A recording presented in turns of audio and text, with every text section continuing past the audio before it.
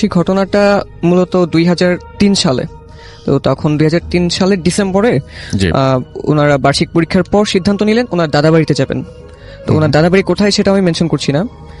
তো তখন ওনার দাদা অসুস্থ ছিলেন। তো ওনারা যাওয়ার ঠিক 2 থেকে 3 দিন পর ওনার দাদা মারা যায়।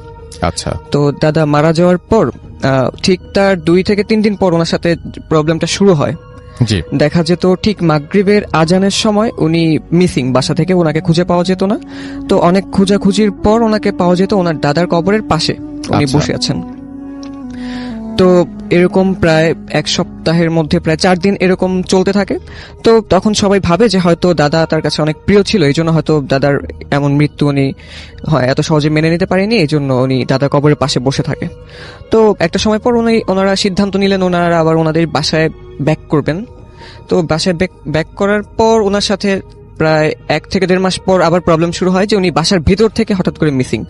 ঠিক সন্ধ্যায় মাগরিবের আজানের সময় অনেক খোঁজাখুঁজির পর ওনাকে খুঁজে পাওয়া যেত না। তো ওনার দাদি তখন বুঝতে পারে যে এটা হয়তো কোনো একটা প্রবলেম হচ্ছে না, হয়তো এরকম বাসা থেকে একটা মানুষ কোনোভাবে মিসিং হতে পারে না।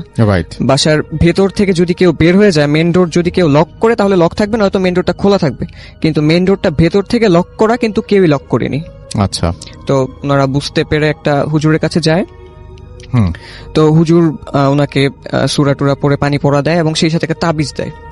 তো উনি যখন সন্ধ্যার সময় প্রাইভেট পড়ে আসতেন, তো আসার সময় যখন ওনার ফ্রেন্ডদের সাথে আসতেন তখন ওনার প্রবলেম হতো না। যখন উনি একা আসতেন বাসায়, ওই সময় ওনার বাসায় আসার জন্য যে একটা বট গাছ ছিল, ওই বট গাছে সামনে আসার পর ওনার তাবিজটা অটোমেটিক খুলে পড়ে যেত, মানে ওনার তাবিজটা পাওয়া যেত না। বাসায় আসার পর দেখতে হচ্ছে ওনার হাতে সেই তাবিজটা নেই। তো এরকম প্রায় 2 থেকে 3 দিন হুজুরের কাছে যাওয়া হলো এবং তাবিজ দিতে থাকলো, কিন্তু তাবিজ থাকে না। তো একটা সময় হুজুর বলল যে স্বর্ণের চেনের মাঝে তাবিজ বেঁধে গলায় পরিয়ে দিতে হবে। তো সেইভাবেই করলো, স্বর্ণের চেনের মাঝে তাবিজ বেঁধে দিল। তো এরপর প্রায় প্রবলেমটা একটু কমে এসেছে। দেখা গেল তখন মাসে 1 থেকে 2 বার এই প্রবলেমটা হতো। তো আস্তে আস্তে তখন 2 বছর পার হয়ে যায়। উনি তখন ফিল করে যে না, ওনার সাথে এরকম প্রবলেম আর হচ্ছে না। তো উনি সিদ্ধান্ত নিলেন যে উনি তাবিজটা খুলে রাখবেন। তো খুলে রাখার পর ওনার সাথে প্রবলেমটা আরো বড় আকারে শুরু হয়। দেখা গেল এমন প্রবলেম হলো যে উনি যখন পড়ছেন তখন মানে ওনার মনে হচ্ছে যে রুমে একজন কেউ এসেছে। এবং রাতে ঘুমানোর সময় হঠাৎ করে উনি ফিল করতেন যে মানে ঘুম ভাঙার পর ফিল করতেন যে ওনার রুমে কেউ একজন হাঁটছে, বা উনি একটা শ্যাডো দেখতে পেতেন, কিন্তু সেই শ্যাডোটা কি ছেলে নাকি মেয়ে সেটা উনি বুঝতে পেতেন না। আচ্ছা। তো এরপর একটা সময় ওনার সাথে কথা বলা শুরু হয় ওই অশরীরীটার। তো কথাটা ছিল এমন যে মানে একটা মেয়ে ভয়েস। ওনার ভাষ্য মতে মানে কোনো মানুষের ভয়েস এত সুন্দর হতে পারে এটা মানে ওনার ধারণা ছিল না। তো মেয়ে ভয়েসটা ওনাকে অনেক কিছু বলতো। তো একটা সময় উনি যখন পড়তেন হঠাৎ করে ওনার রুমে আসার পর উনি ভয় পেয়ে যেতেন। তো সেই মেয়ে ভয়েসটা তখন বলে উঠতো, কি রে ভয় পেয়েছিস? ভয় পাবি না, তুই পড়, আমি আছি এখানে। তো উনি তখন মনে মনে এটা ভাবতেন যে ভয় পাবো না, তুই তো ভয়ের কারণ। এই কথাটাই মনে মনে ভাবনাটা সেটা আবার রিপিট করতো যে কি বলছিস মনে মনে, আমি ভয়ের কারণ। তো উনি তো এরপরে মনে মনে মানে ভাবনাটা ছেড়ে দিলেন। তো সেটা আবার ওনাকে এটাও বলতো যে আমি যে তোর সাথে আছি বা কথা বলি এটা তুই কাউকে বলবি না। তো ঠিক আছে, উনি ভয়ে কাউকে বলে না তখন বিষয়টা। তো একটা সময় তখন এমন হয়েছিল যে একদিন উনি মিসিং, সেই মাগরিবের আজানের সময় থেকে উনি মিসিং। ওনাকে রাত 12টা পর্যন্ত খুঁজে পাওয়া যায়নি। তো ঠিক 12টার পর ওনাকে খুঁজে পাওয়া গেছিল। ওনার বাসার পাশে একটা বাঁশঝাড় ছিল, সেই বাঁশঝাড়ে উনি সেন্সলেস অবস্থায় ছিলেন। কিন্তু এর আগে ওই বাঁশঝাড়ের সবাই খোঁজাখুঁজি করার পরও সেই সময় দেখতে পায়নি, কিন্তু পরবর্তী সময় দেখতে পেয়েছিল। আচ্ছা। তো বাসায় নিয়ে আসার পর উনি তখন ওনার মার সাথে বিষয়টা শেয়ার করেন যে আমার সাথে এগুলো হচ্ছে, এরকম কথা বলছে আমার সাথে। তো সেটা আবার আমি মানে মিস করে গেছে একটা জিনিস, সেটা ওনাকে বলতো যে আমি যে তোর সাথে কথা বলি এটা যদি তুই কাউকে বলিস তাহলে তোর ক্ষতি হবে, আমি তোর ক্ষতি করব। তো উনি ভয় পেয়ে ওনার মার সাথে বিষয়টা শেয়ার করে যে আমার সাথে এরকম সমস্যা হচ্ছে।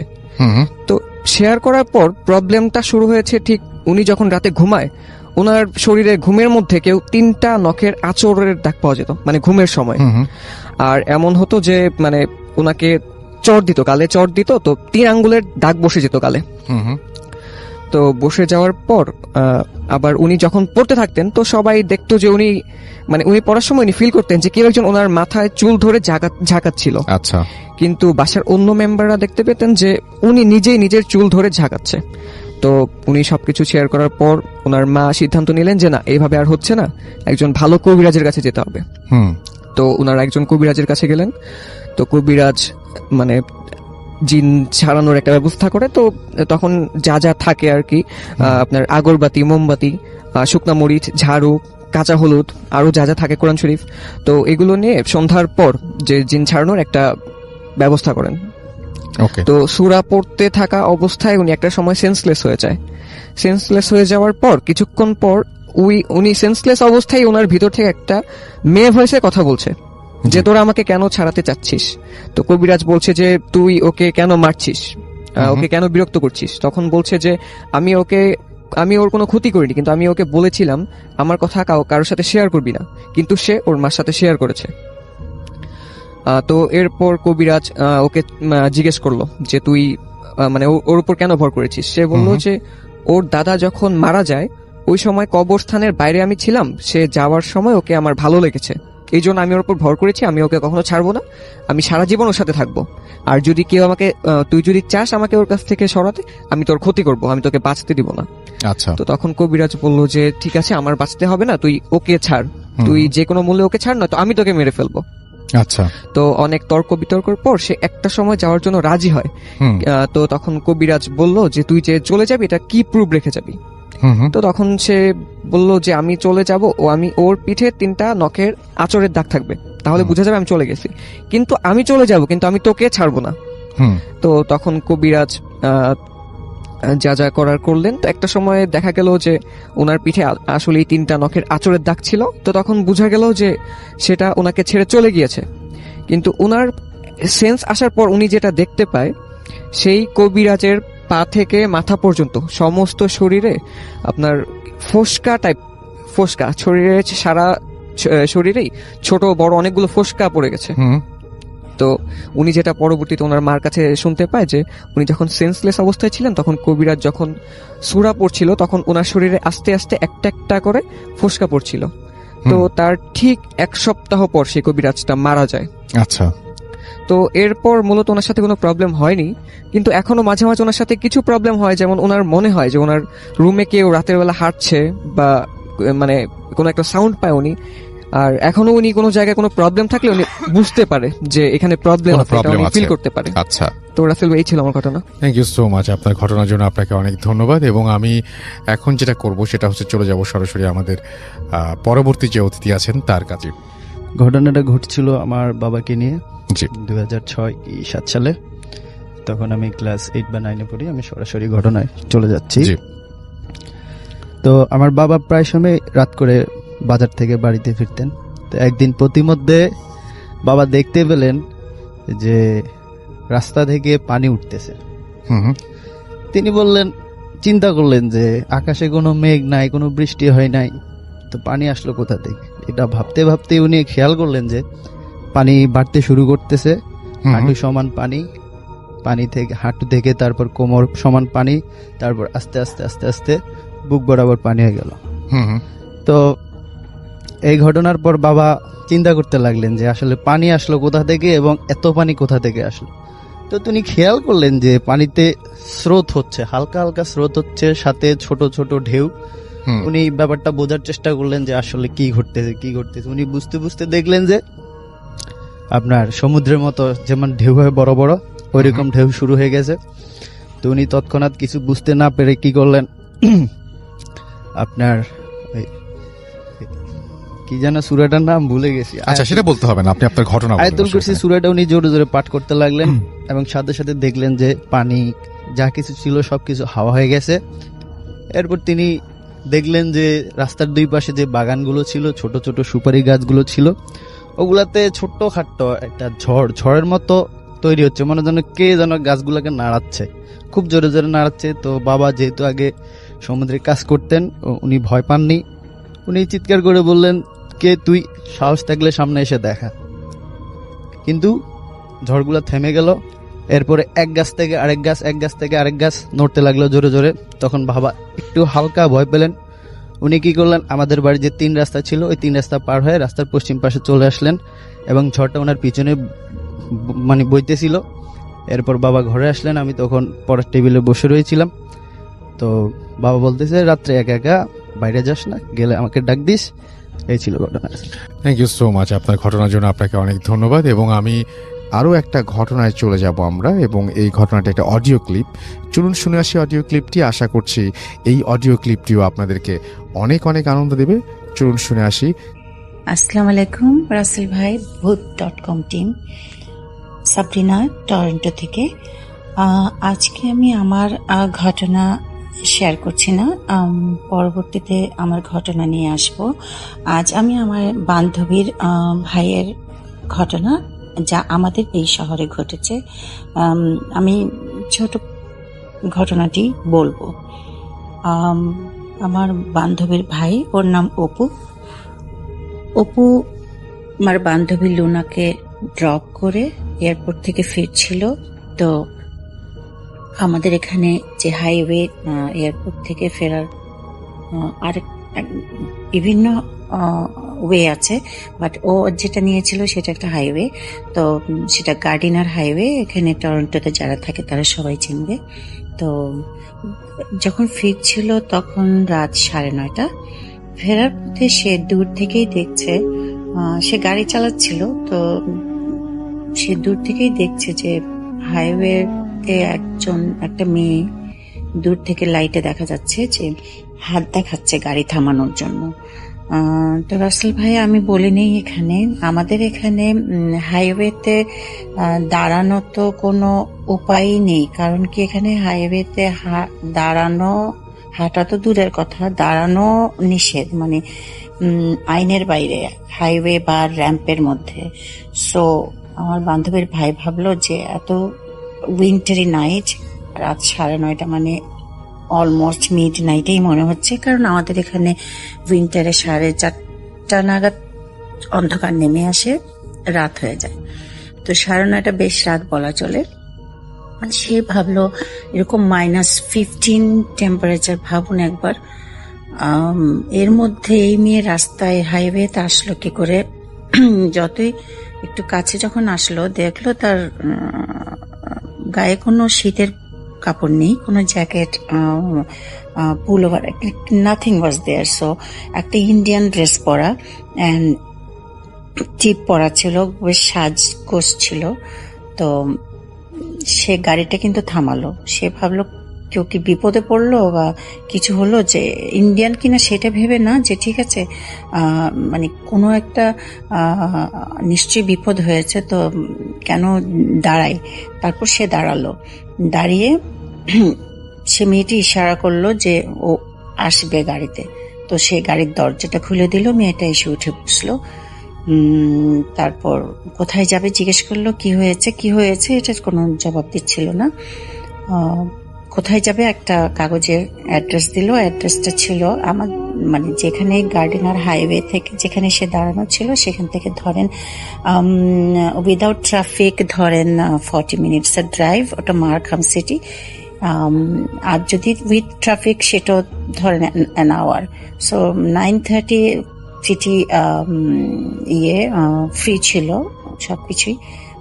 40 মিনিটসের মতন লাগবে। তো সে ভাবলো না, তাকে ড্রপ করে দেই, সে মনে হয় কোনো বিপদে পড়েছে, হয়তো কোনো ফাংশন ছিল বা কিছু একটা ছিল, সে যেতে পারেনি বা সামহাও। জিজ্ঞেস করছে কি হয়েছে, মেয়েটি কোনো জবাব দিচ্ছিল না। বাট মিনওয়াইল অপু খেয়াল করলো, মেয়েটি যখন এসে বসলো ওর গাড়িতে একেবারে জুই, বেলি, এই টাইপের ফুলের গন্ধে ভরে গেছে পুরা গাড়িটা। অপু গাড়ি চালাচ্ছে, ভয় পাচ্ছে, ভাবতে চেষ্টা করছে কি হচ্ছে। আবার এই ভাবছে যে মেয়েটি হয়তো ইংলিশ বুঝতে পারছে না, নতুন এসছে ইন্ডিয়া থেকে বা নেপাল থেকে বা যে কোনো খান থেকে হয়তো এসছে, তো বুঝতে পারছে না হয়তো, তাই জবাব দিচ্ছে না। যাই হোক, বেশি কথা বলে বাড়াবাড়ি করাটাও শোভন না। তো সে কিছুই ইনসিস্ট করছিল না। আর ঠিক আছে ভাবছিল, নামিয়ে দেই, একটা মানুষ বিপদে পড়েছে, আমি নামিয়ে দেই। তো সে গাড়ি চালিয়ে যাচ্ছে ওই মারখাম।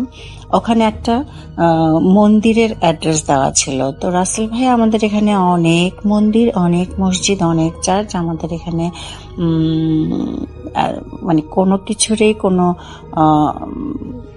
কমতি নেই আর কি, মানে সবকিছুই খুব সৌহার্দ্যপূর্ণ, সামঞ্জস্য করা সবকিছুই।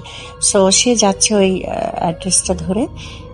তারপর এর মধ্যে তার গন্ধে, মানে ও বলছিল লিটারালি ওর মাথা ঘোরাচ্ছে, এত গন্ধ। বাট সে ভাবছে না, তাকে দায়িত্ব যখন নিয়েছি তাকে আমার পৌঁছে দেওয়ার কথা। আবার ভাবছে তার গাড়ির হিটিংটা বাড়িয়ে দিয়েছে, যে মেয়েটির গায়ে কোনো শীতের কাপড় নেই। সে ভেবেই পাচ্ছে না -15 একটা মানুষ হাইওয়ের ওই খোলা জায়গায় দাঁড়িয়ে এবার থাকলো কিভাবে। আর হাও, মানে এটা তো শীতে তার কলাপস করার কথা। যাই হোক, ভাবছে আর গাড়ি চালাচ্ছে, যাচ্ছে।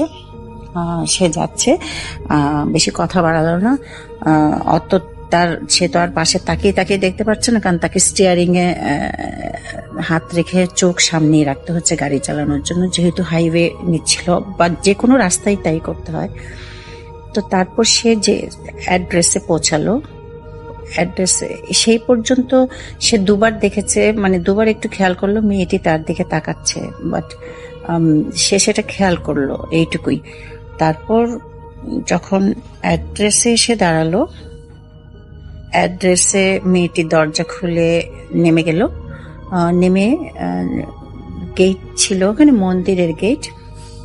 তো মন্দিরের গেটের দিকে সোজা গেটের দিকে গেল, গিয়ে গেটে হাতটা রেখে ফিরে তাকালো, ফিরে অপুর দিকে তাকালো। অপুর দিকে তাকিয়ে হাসি দিল। হাসি দেওয়াতে অপু ভাবলো আচ্ছা যাক, আমাকে একটা বড় থ্যাঙ্কস দিয়েছে। তো হাসি দিল। তারপর অপু আবার হাতটা উঠিয়ে ওয়েভ করতে যাবে, যে ঠিক আছে, ও হেসেছে যখন, আমি ওয়েভ করি, বেস্ট উইশেস। বাট অপু তাকিয়ে দেখে ওখানে মেয়ে কেন, কেউই নেই। বেসিক্যালি মন্দিরের গেটটা বন্ধ, কারণ অপু তখন ঘড়িতে তাকিয়ে দেখে রাত 1:30। অপু তখন ভাবছে 9:30টায় যাকে তুললো, 40 মিনিটসে যেখানে পৌঁছানোর কথা, রাত 1:30 হলো কি করে? আর এই সময়টুকু সে কি করেছে? এই সময়টুকু সে কি রাস্তায় ছিল? এখন অপু খুব শিভারিং করছিল, যে এরকম তুললো একটি মেয়েকে কোনো কাপড় চোপড় ছাড়া, আই মিন শীতের কাপড় ছাড়া। সেই মেয়েটি আবার মন্দিরের গেটে গিয়ে মিলিয়ে গেল, ইনভিজিবল। এখন ও ভাবছে এটা কি করে সম্ভব, আর ওয়েভ করলো, মানে তার সাথে হাসলো। সে ওয়েভ করতে গিয়ে দেখে নাই। আর এতক্ষণ তাহলে সে কোথায় ছিল? 9:30 থেকে 1:30 পর্যন্ত অলমোস্ট 4 আওয়ার্স। সো এই 4 ঘন্টা গাড়ি চালানোর তো কথা না, এই 4 ঘন্টা তো সে গাড়ি চালায়নি। তাহলে কি হয়েছে, কি ঘটেছে কিছু বুঝেনি। সে তার ফ্রেন্ডকে ফোন দিল, সে খুব শিভার করছিল। সে একটা ক্যাফেতে ঢুকলো কফি খেতে। তারপর বেশ অনেকক্ষণ পর যখন একটু সুস্থ বোধ করলো, তারপর সে গাড়ি চালিয়ে নিজের বাসায় গেল। তো এই ছিল অপুর গল্প। এটি এই শহরে ঘটেছে। তারপর আবার আপনাদের সামনে আসবো যদি শুনতে চান। আমারও অনেক গল্প আছে হোটেলের। তো ভালো থাকেন সবাই ভালো থাকেন। এখন যেটা করব সেটা হচ্ছে সরাসরি চলে যাব আরো একটি ঘটনায়, এবং এই মুহূর্তে আমার সঙ্গে আছেন আপনাদের অত্যন্ত পছন্দের একজন মানুষ, যিনি হচ্ছেন আফনান ভাই। তাকে আমি বলেছিলাম এবং তিনি একটা ঘটনা পাঠিয়েও দিয়েছেন। তার সেই ঘটনাটি আমি এখন আপনাদের জন্য প্লে করছি। আশা করছি আপনাদের সবার ভালো লাগবে। চলুন শুনে আসি আফনান ভাইয়ের ঘটনাটি। রেকর্ডেড ফাইলটা আজকে পাঠালাম। আজকে একটি ঘটনা আমি আপনাদের সঙ্গে শেয়ার করব। সরাসরি চলে যাচ্ছি ঘটনাটির সময় 2020 সালের জানুয়ারির শেষের দিকে।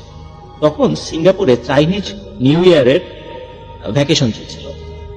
ভ্যাকেশনের সময় ছিল প্রায় 1 মাসের বন্ধ চলছিল। ওই সময় এই রনি ভাই, মানে ওনারা সুযোগ পেলেই বন্ধুরা মিলে বাহিরে চলে যেতেন এবং দীর্ঘ সময়, অনেক রাত পর্যন্ত ওনারা আড্ডা দিতেন। ঠিক সব সময়ের মতো আড্ডা দিতে তো ওনারা চলে যান সেই টেনসাইচং টেম্পলের পাশে। এখানে গিয়ে বসেন। ওনারা মোট 4 জন ছিলেন। কিছু সময় আড্ডা দেওয়ার পর সবাই উঠে ওই মন্দিরের পাশ দিয়ে চলে যাচ্ছিলেন। এর মধ্যে ওনাদের সাথে থাকা একজন বন্ধু, তার নাম হচ্ছে ফয়সাল। এই ফয়সাল উনি ফাজলিমি করে মন্দিরের পাশে থাকা এক সিংহের মূর্তিতে লাথি মারে এবং বেশ কিছু আজে বাজে কথা বলে ওঠে। বাস, ঘটনা এটুকুই। বিষয়টা আসলে একদম স্বাভাবিক চিন্তা করেছে যে অ্যাজ ইউজুয়াল এরকম তো হতেই পারে, মানুষ বলে। কিন্তু যে ফয়সাল যে মন্দিরের পাশে থাকা সিংহের মূর্তিতে লাথি মারলো বা আঘাত করলো, এটি নিয়ে আসলে বন্ধুরা, এটা যে একটা অন্যায় কাজ হয়েছে এই বিষয়টি নিয়ে আসলে তাদের মধ্যে তেমন কোনো কথাই হয়। যাই হোক, তারা বাসায় চলে যায়। ওই রাতে রনি ভাই যে রুমে থাকতো, ওনার রুমমেট ছিল আবার ফয়সাল ভাইও, একসাথে লেখাপড়া করতেন। গভীর রাতে, রাত প্রায় 2-2:30 কোনো কিছু শব্দে রনি ভাইয়ের ঘুম ভেঙে যায়। রনি ভাই ডিম লাইটের আলোতে দেখেন ফয়সাল রুমের ঠিক মাঝখানে হাঁটু গেড়ে করজোড়ে কিছু একটা মন্ত্র পড়ছে। মানে কি যে পড়ছে বোঝা যায়, কিন্তু সেটি যে কোনো বাংলা বা আরবি ভাষা নয়, বা উর্দু ভাষা নয়, বা হিন্দি ভাষা নয়, সেটি বোঝা যাচ্ছে, কিন্তু কি ভাষা এটি বুঝতে পারছেন না। মনে হচ্ছে খুব মনোযোগ দিয়ে ফয়সাল কোনো মন্ত্র একাধারে পাঠ করে থাকছে। যখন রনি ভাই ফয়সালের নাম ধরে ডাক, এই ফয়সাল, কি করিস? তখন ফয়সাল রাগান্বিত গলায় বলে ওঠে, ইরে, তুইও কেন আমাকে লাথি মারলি না? যেই না এই কথা বলেছে যে তুইও কেন আমাকে লাথি মারলি না, তখনই রনি ভাই ভেবে গেছে। কারণ তিনি চিন্তা করছে কি ব্যাপার, লাথি মারার বিষয়টা কেন আসছে এখানে। তখন তার মনে পড়ে যায় এই সিংহের মূর্তিতে লাথি মারা। তিনি খুব ভয় পান, দৌড়ে ওনার পাশের রুমে চলে যান। সেখানে তো ওনার অন্য বন্ধুরা থাকতো, তাদের সবাইকে রুম থেকে ডেকে তোলেন, তাদেরকে আবার এই রুমে নিয়ে আসে। রুমে নিয়ে আসার পরে দেখা যায় ফয়সাল দিব্যি ঘুমাচ্ছে। তো তাকে সবাই ডেকে তোলে। ফয়সাল ঘুম থেকে উঠে বলে, কি রে, কি ব্যাপার, এত রাত্রে তোরা এই রুমে কেন, কি হয়েছে, ডাকলি কেন? তখন সকলে বিশেষ করে রনি ভাই যখন বলে যে এই ঘটনা, তখন উনি আর কি ওনার রুমমেট দিকে ডাকতে গিয়েছেন, তখন বলছে, এই তোরা এদিকে, ফয়সাল যেন কেমন করছে। কিন্তু রুমমেটটা আসার পরে অন্যরা যখন শুনলো যে এই ব্যাপার, তখন অন্য বন্ধুরাই হাসাহাসি শুরু, যে তুই কি দেখেছিস, ঘুম ভেঙে উঠে হয়তো বা আবল তাবল চিন্তা করেছিস, এই জন্য হয়তো বা উল্টাপাল্টা কিছু দেখছিস, এরকম কিছু। যাই হোক, যে যার রুমে চলে যায়। ওই রাতে আর কোনো অস্বাভাবিক ঘটনা ঘটেনি, কিন্তু রনি ভাই কিন্তু কিছুতেই ঘুমাতে পারছিলেন না ভয়ে। কারণ উনি চিন্তা করছিলেন যে আমি নিজের চোখে দেখলাম, নিজের কানে শুনলাম, এটি ভ্রান্তি হয় কিভাবে বা ভুল হয়। যাই হোক, ওনার কথা কেউই বিশ্বাস করতে চাচ্ছিল না। এর পরের দিন ঘটে আরো একটি ঘটনা। ওই দিন বিকালের পর থেকে ফয়সালকে কোথাও খুঁজে পাওয়া যাচ্ছিল না, তার ফোনও বন্ধ দেখাচ্ছে। এভাবে 1 রাত 1 দিন পার হয়েছে। হঠাৎ করে রনি ভাইয়ের মোবাইল ফোনে কল আসে। তিনি কল করেন, তিনি নিজেকে ডাক্তার হিসেবে পরিচয় দেন এবং তিনি বলেন, ফয়সাল হসপিটালে ভর্তি আছে, আপনারা দ্রুত আসেন, দেখে যান এবং নিয়ে যান। হসপিটালের ঠিকানা পাওয়ার পর রনি ভাই এবং তার অন্য রুমমেট যারা ছিলেন, তারা সকলেই হসপিটালে যাওয়ার পর রনি ভাই সহ ওনার অন্যান্য বন্ধুরা অদ্ভুত কিছু বিষয় জানেন। তারা শোনেন যে ফয়সালকে নাকি সেই মন্দির, যেটা ক্যান্সাই চংটা, এর সামনে অচেতন অবস্থায় পাওয়া গিয়েছে। ফয়সাল যখন হুঁশে আসে, তার জ্ঞান ফেরে, তখন ফয়সালকে যখন ওনারা জিজ্ঞেস করেন যে সে এই 1 রাত ও 1 দিন কোথায় ছিল, এই প্রশ্নের জবাবে ফয়সাল কিছুই বলতে পারছে না। ওই দিন বিকালের পর থেকে তার আসলে কোনো সেন্সই ছিল না যে আসলে কোথায় ছিল, কি করেছে, কি খেয়েছে, এই বিষয়ে সে কিচ্ছু বলতে পারে না। মানে ওই দিন ওর আগের বিকাল থেকে যেদিন সে হারিয়ে গেছে তখন থেকে তার আসলে আর কোনো সেন্স নেই। তো আসলে এই দীর্ঘ সময়, মধ্যবর্তী সময় কোথায় ছিল? যাই হোক, হসপিটাল থেকে তাকে রিলিজ দিয়ে দেওয়া হয়, তাকে নিয়ে সবাই বাসায় ফিরে আসে। কিন্তু সেই রাতে আবারও এক অচেনা ও বিরক্তিকর শব্দে রনি ভাইয়ের ঘুম ভেঙে যায়। রনি ভাই ঘুম ভেঙে দেখতে পান ফয়সাল ঠিক আগের মতো হাঁটু গেড়ে অচেনা ভাষায় মন্ত্রের মতো কি জানি বলছে, তাও আবার রনি ভাইয়ের ঠিক বেডের সামনে বসে। উনি উঠে বসলেই সে ওনাকে ভারী গলায় বলে ওঠে, তোর বন্ধুর পর আমি তোর জীবনটাকেও নিয়ে। এই কথা শোনার সাথে সাথে রনি ভাই আল্লাহর নাম জপতে থাকেন এবং আয়াত পড়তে থাকেন। এরপর দেখেন ফয়সাল হঠাৎ করে ফ্লোরের মধ্যে শুয়ে পড়ে। এরপর উনি কোন রকমে রুমের বাইরে গিয়ে অন্য রুমমেটদেরকে ডেকে নিয়ে আসে এবং সবকিছু তাদের সাথে শেয়ার করে। এবার বন্ধুরা কিছু বিষয় বিশ্বাস করে, কারণ ফয়সালের এভাবে একদিন এক রাত হারিয়ে যাওয়া, তারপর প্রথম রাতে তারা যদিও বিশ্বাস করেনি, কিন্তু এখন যে বিষয়টি হচ্ছে এবং রনি ভাই যে বিষয়টি তাদের খুলে বলে, এবার তারা বিষয়টা অস্বাভাবিকভাবেই চিন্তা করে। এই রাতটা তারা এভাবেই কাটিয়ে দেয়। ফয়সালকে আর ঘুম থেকে তারা ডাকে। এরপর রুমমেটদের সাথে পরামর্শ করে ওনারা নিকটবর্তী মসজিদের ইমামের সাথে দেখা করেন। উনি মালয়েশিয়ান ছিলেন। তাকে সবকিছু খুলে বলেন। সবকিছু শোনার পর তিনি বলেন সন্ধ্যায় ইমাম সাহেব ওনাদের বাসায় আসবেন, এবং তিনি সন্ধ্যায় ওনাদের বাসায় আসলেন এবং ফয়সালকে দেখলেন। ফয়সালকে দেখে যাওয়ার সময় ওনাদেরকে শুধু তিনি বললেন যে ওনাকে মানে ফয়সালকে নিয়ে ফজরের নামাজের পর, মানে আগামীকাল ফজরের নামাজের পর ওনার সাথে যেন সকলে দেখা করে। ওনার কথা মতো পরদিন ওই রাতে আর ফয়সালের সাথে কিছু হয়নি, কোনো সমস্যা হয়নি। পরদিন ফজরের নামাজের পর সকলে মিলে ফয়সালকে অবশ্য সাথে নিয়ে ওই সময় মানে উনি মানে রনি ভাই এবং অন্য কয়েকজন বন্ধুরা সাথে গিয়েছে ইমাম সাহেবের সাথে দেখা। ইমাম সাহেব যা বললেন তা শুনে রনি ভাই এবং অন্যদের সকলেরই অবস্থা খারাপ, ভয়ে সকলের গলা শুকিয়ে যায়। ইমাম সাহেব বললেন ফয়সালকে নাকি ইফরিত নামক এক শক্তিশালী জিন ধরেছে। ফয়সালের জীবন নাকি এখন হুমকি মুখ। ওই জিনটি যে কোনো সময় ফয়সালকে ধরে নিয়ে ওই মন্দিরে গিয়ে বলি দিয়ে দেবে।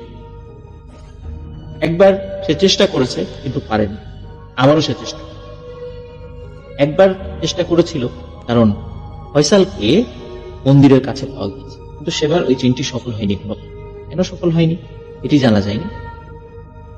এবং শুধু ফয়সালের সাথে নাকি ওনাদের সকলের জীবনও শঙ্কার মধ্যে রয়েছে। এসব কিছু শোনার পর ওনাদের চোখ মুখ ভয়ে অন্ধকার হয়েছে। তারপর ইমাম সাহেবকে তারা জিজ্ঞেস করেন এখন তারা কিভাবে বাঁচবে। তারপর তিনি বললেন যে কোনোভাবে ফয়সালকে মসজিদের ভেতরে নিয়ে আসো, তারপর আমি দেখি চেষ্টা করি কি করা যায়। এরপর রনি ভাই এবং তার সাথে যে কয়েকজন গিয়েছিল তারা ফিরে এসে আরো যারা আছে রুমে অন্য বন্ধুদের সাথে সবকিছু শেয়ার করে। ফয়সালকে মসজিদে নিয়ে যাওয়াটা সহজ ছিল না, বেশ কঠিন ছিল। ফয়সাল যেতে চাচ্ছিল, কিন্তু তারপরেও একরকম জোর করেই ফয়সালকে তারা সেই মসজিদে নিয়ে যাওয়ার পর ইমাম সাহেব তার মতো করে কাজ শুরু করেন এবং হঠাৎ করে সবাই দেখেন ফয়সাল কাঁপতে শুরু করে, মানে টকটক করে কাঁপা শুরু করেছে। যেমন 104 ডিগ্রি জ্বর আসলে আমরা কাঁপাকাঁপি শুরু করি, ঠিক তেমন। আর ফয়সালের চেহারা কিছুটা লাল বর্ণের হয়ে, চোখ লাল হয়ে। এরপর ফয়সাল ভারী গলায় বলে উঠল, তোরা কেউই আমার কাছ থেকে রেহাই, তোদের শরীরের সব রক্ত আমি বের করে ফেলি। তারপর সে ইমাম সাহেবকে উদ্দেশ্য করে বলল, এই ইমাম, জীবন বাঁচাতে চাইলে এদের থেকে দূরে থাকে। তারপর ইমাম সাহেব কিসের একটা পানি ফয়সালের শরীরে ছিটিয়ে দিতেই ফয়সাল ভারী গলায় আবারও বলে ওঠে, আমাকে লাথি মারার ফল তোরা সবাই ভোগ। তারপর ফয়সাল অজ্ঞান হয়ে যায়। তারপর ইমাম সাহেব ওনাদেরকে বলেন, ইফতির জিন খুবই শক্তিশালী, এদেরকে নাকি শয়তানের সেনাপতিও বলা হয়। এরা নাকি বিভিন্ন প্রাণী মূর্তি, স্পেশালি বিভিন্ন ভয়ঙ্কর কোন জন্তু, এই টাইপের কোন মূর্তির আশেপাশে এরা থাকে। যখন ফয়সাল, রনি ভাই এবং ওনার বন্ধুরা ওই টেম্পলের পাশ দিয়ে হেঁটে যাচ্ছিল, তখন ওই ইফরিত জিনটি ওই সিংহের পাশে বসা ছিল। ওই অবস্থায় ফয়সাল ওই মূর্তির গায়ে আঘাত, যার কারণে ওই ইফরিত জিনটি খুবই ক্ষিপ্ত হয় এবং এর প্রতিশোধ নিতে ফয়সালের উপর সে আসর করেছে। যাই হোক, উনি কিছু ঝাড়ফুঁক করে দেন এবং তিনি বলেন, তোমরা 2 দিন পরে আসো। 2 দিন পর নাকি মিশর থেকে একজন বড় ইমাম আসবেন। তিনি তার সাথে ফয়সালের বিষয়টি নিয়ে আলোচনা করেন। তিনি অনেক ভালো এবং পরহেজগার মানুষ।